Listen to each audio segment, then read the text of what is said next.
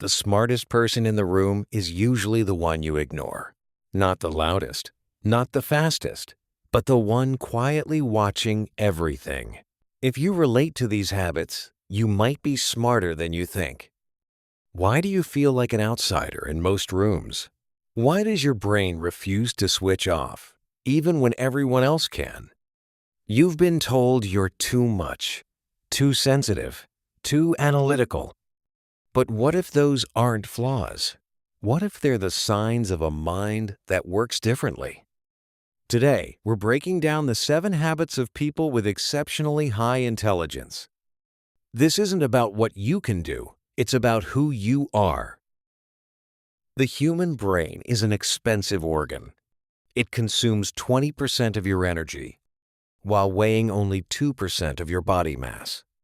In people with high IQs, the brain isn't just faster, it is structurally different. Science calls it neural efficiency. While a typical brain might take a highway from point A to point B, a high IQ brain is building a multi-lane interstate system with exits into philosophy, history, and the subtle tone of your partner's voice from 3 hours ago. This creates a state of hyperarousal. You aren't just thinking, you are experiencing the world at a higher resolution. Habit number 1 is something you've probably been scolded for: the habit of constructive solitude. High IQ individuals don't just like being alone. They require it to maintain cognitive equilibrium. A study published in the British Journal of Psychology found that while most people's happiness increases with more social interaction, highly intelligent people actually report lower life satisfaction the more they socialize. This isn't because they hate people. It's because social interaction creates noise. Your brain is constantly decoding microexpressions, analyzing subtext, and predicting outcomes. Solitude is the only time the noise stops. It's the only time you can hear yourself think. Habit number 2 is chronic curiosity, or what psychologists call the need for cognition. Have you ever found yourself at 3 a.m. falling down a Wikipedia rabbit hole about the fall of the Roman Empire or how deep-sea squids communicate? This isn't a distraction. It's a biological drive. High-intelligence individuals possess a high level of openness to experience. Your brain craves dopamine, and for you, new information is the primary source of that hit.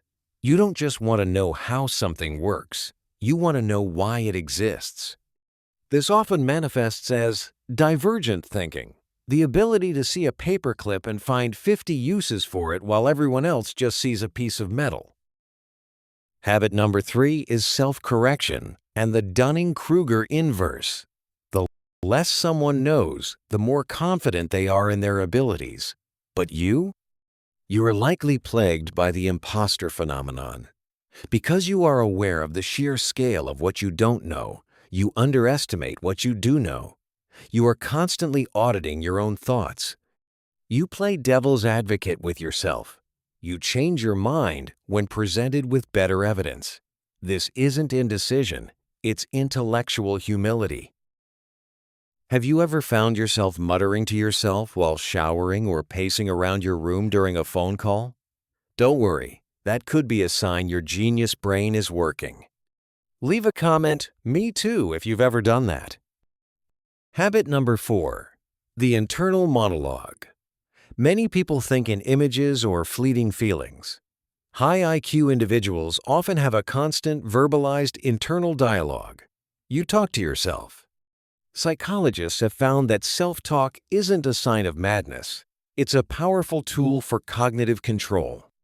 It helps you organize your thoughts, practice future scenarios, and regulate your emotions. When you talk to yourself, you are literally using your language centers to boost your working memory. It's like adding more RAM to a computer. Habit number 5 is the messy reality of the night owl syndrome. There is a documented correlation between higher intelligence and later sleep cycles.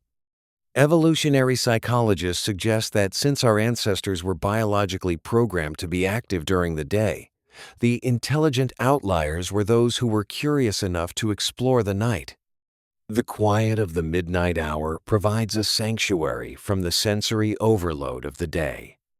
If you find your best ideas come when the rest of the world is asleep, you aren't lazy or unproductive. You are operating on a biological clock that dates back thousands of years. Habit number 6 is low latent inhibition. This is a fancy way of saying your brain doesn't have a filter.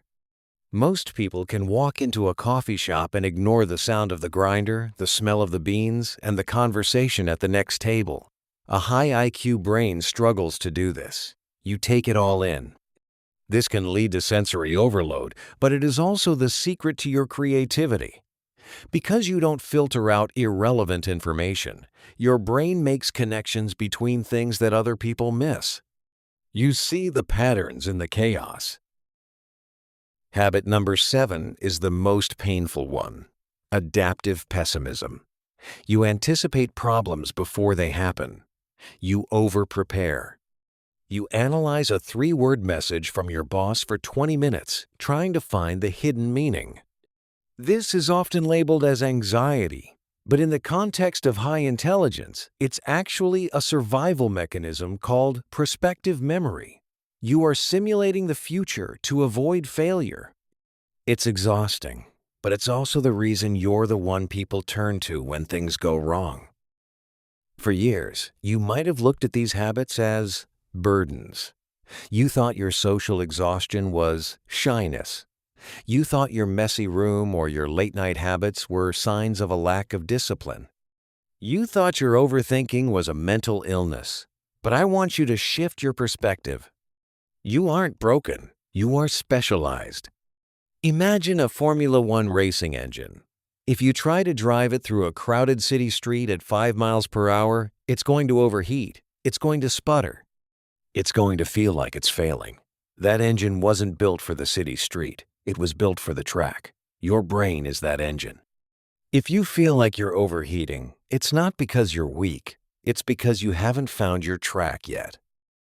Stop trying to quiet the noise in your head. Start listening to what it's trying to tell you. Be honest, how many of these habits felt uncomfortably familiar? If you recognize yourself in this video, leave a comment below. You'll quickly realize you aren't alone. You're just part of a community vibrating on the same frequency. The world needs your patterns. Don't let them go to waste.